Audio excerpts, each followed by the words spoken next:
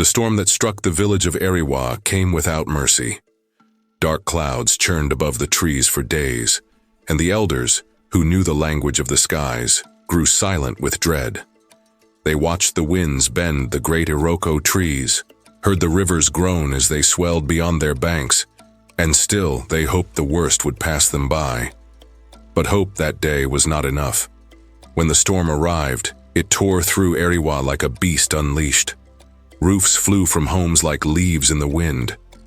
The market square, once vibrant with colors and the smell of spices, lay broken and drowned. Fields of cassava and yam, the lifeblood of the village, were swallowed by floods. Livestock scattered into the forests, never to return. When morning finally came, a pale and weary light revealed what was left. A village shattered, not by war, but by the rage of nature itself. The people of Ẹrìwá moved through the wreckage like sleepwalkers. There was no singing, no drumming, no laughter. Only the soft sound of tears, the muted cries of children, and the heavy footsteps of those who carried loss in their hearts. Adebayo, the village drummer, sat by the ruins of the square, his beloved talking drum lying silent across his knees. His hands, which once danced effortlessly across the leather, were still. What good was a song now, when the world had forgotten how to listen? Mama Yetunde, who had always been the soul of celebrations, stirred weakly over a fire that barely burned, trying to make soup with the few vegetables she had salvaged. Even she, who had once turned hunger into a feast with nothing but herbs and laughter, felt the weight of despair settle into her bones. For days, Ẹrìwá existed but did not live. Children grew thin with hunger. Old men stared blankly at the riverbanks, their spirits adrift. Women, who had always found a way to coax life from the soil, knelt in the mud, their hands empty. It was Baba Sankanmi, the oldest of the elders, who finally spoke the truth that hung heavy in the air. If we let sorrow rule our hearts, we will lose more than our homes. We will lose ourselves. But how to fight a sorrow so vast? How to rebuild when everything seemed lost? It was Mama Yetunde, her back bent but her spirit still flickering, who found the answer, not in stone, not in wood, but in memory. One quiet afternoon when even the birds had fallen silent, Mama Yetunde gathered what little strength she had and stood at the center of the ruined square. Her voice, though roughened by age and grief, carried with a surprising firmness. "We have forgotten ourselves," she said, her eyes sweeping over the broken faces around her. "The storm took our homes, yes. It took our crops, yes. But it has not, cannot, take our spirit." Some looked away, ashamed. Others merely stared, too tired to argue. Mama Yetunde continued, her voice gaining momentum like a small flame feeding on dry twigs. "We are the people of Ẹrìwá. We were born of earth and water, of drum and dance. Our ancestors survived greater storms. We carry their blood in our veins. We must remember." With trembling hands, she untied the scarf from her head and held it high. A simple, faded cloth, but to her, it was the banner of hope. That evening, a few women joined her. They scoured the battered fields and salvaged what they could. A few unspoiled yams, bundles of wild greens, palm nuts clinging stubbornly to the battered trees. They cooked over open fires, singing softly under their breath, songs that spoke of resilience, of rivers that overflow but never forget their course. Adebayo, sitting silently nearby, heard their singing. His fingers, stiff from sorrow, moved almost involuntarily toward his drum. The skin was worn, the frame cracked from the storm's fury, but when he struck it, once, then twice, the sound that rose was alive. It was rough at first, a broken rhythm limping through the twilight. But with each beat, the memories awakened. Weddings celebrated under the stars, naming ceremonies where newborns danced before they could walk, harvest festivals where even the trees seemed to sway in joy. The children were the first to respond, their little feet so long burdened by hunger and fear, began to tap along the dusty ground. Shy smiles broke through grimy faces. Mothers, their hearts aching at the sight, clapped their hands to the beat. Fathers lifted their weary heads. Laughter, weak, uncertain, rippled across the square like the first breeze after a long drought. As the cooking fires crackled and the first scents of roasted yam and boiling greens filled the air, something ancient and powerful stirred in Ẹrìwá. It was not just the return of music or food, it was the return of belonging. That night, by the dim light of the fires, they shared bowls of simple stew. They clapped and stamped their feet. They sang old songs with cracked voices.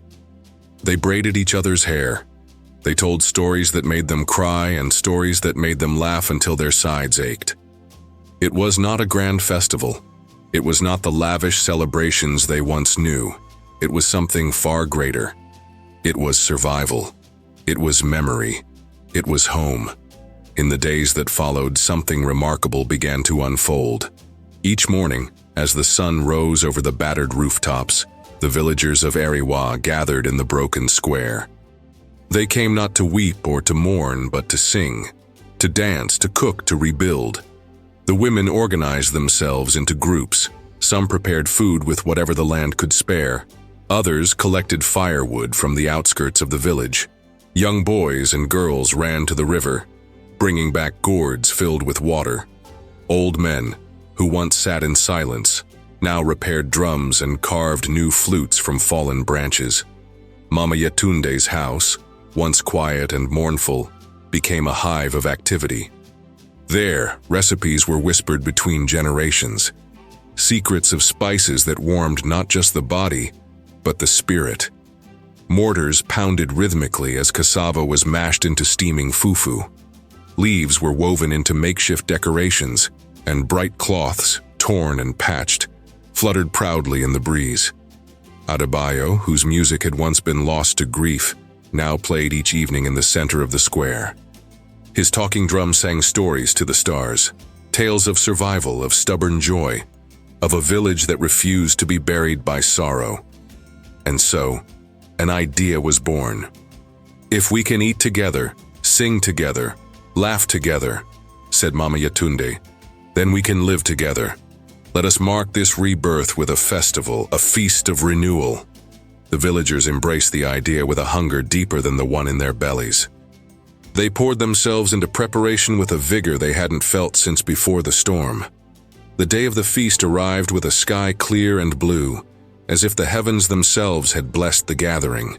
Children dressed in patchwork clothes embroidered with beads and cowrie shells they had found in the mud. Women painted their faces with intricate designs, using crushed berries and charcoal. Men constructed simple stages from salvaged wood, and the surviving trees around the square were adorned with braided palm fronds and brightly colored cloth strips. When the drums began to beat, it was as if the heart of Ẹrìwá itself had begun to drum once more. They danced. Oh, how they danced, until the dust rose in golden clouds around them. Songs old and new filled the air, weaving tales of sorrow and triumph, of earth and spirit. The tables overflowed with food, yam pottages seasoned with wild herbs, palm oil soups rich and red, smoked fish wrapped in banana leaves. The air smelled of spices, wood smoke, and life. Strangers arrived, travelers from neighboring villages drawn by the music carried on the wind. They brought gifts, bunches of plantains, jars of honey, laughter and wide eyes at the resilience they witnessed. The feast was not merely a celebration, it was a declaration. It said to the world, we are still here. It said to the spirits, we remember who we are. It said to each heart in Ẹrìwá, you are not alone. As the stars lit the deep velvet of the night sky, the feast of renewal reached its height. Around the fires, old rivalries melted away in shared dances. Hands that once pointed in blame now clapped together in rhythm. Voices that had once shouted in anger now rose in harmony, praising the ancestors, the earth, and the stubborn miracle of endurance. Mama Yetunde sat quietly at the edge of the square, her hands folded in her lap, a soft smile warming her face. She watched the children twirling and laughing, the young men drumming with all their hearts, the women spinning stories with every step they danced. She had lived long enough to know that life was not measured by what one owned, but by what one could rebuild when everything was lost. Beside her, Adebayo played his drum, his head thrown back, his eyes closed, feeling the vibration of the earth beneath him, the pulse of his people rising like a tide. This, Mama Yetunde thought, is how we are meant to live, with full hearts, even when our hands are empty. The festival stretched into the early hours of the morning. People fell asleep in the square, exhausted but smiling, warmed by the fires and each other's company. And in the quiet that followed, something new was born. Not just rebuilt walls or planted fields, but a renewed soul of the village. Months passed, and then years. Each season brought new challenges, dry spells that cracked the soil, heavy rains that tested the new homes. But the people of Ẹrìwá faced each hardship not with fear, but with the fierce memory of what they had overcome together. The Feast of Renewal became more than a celebration.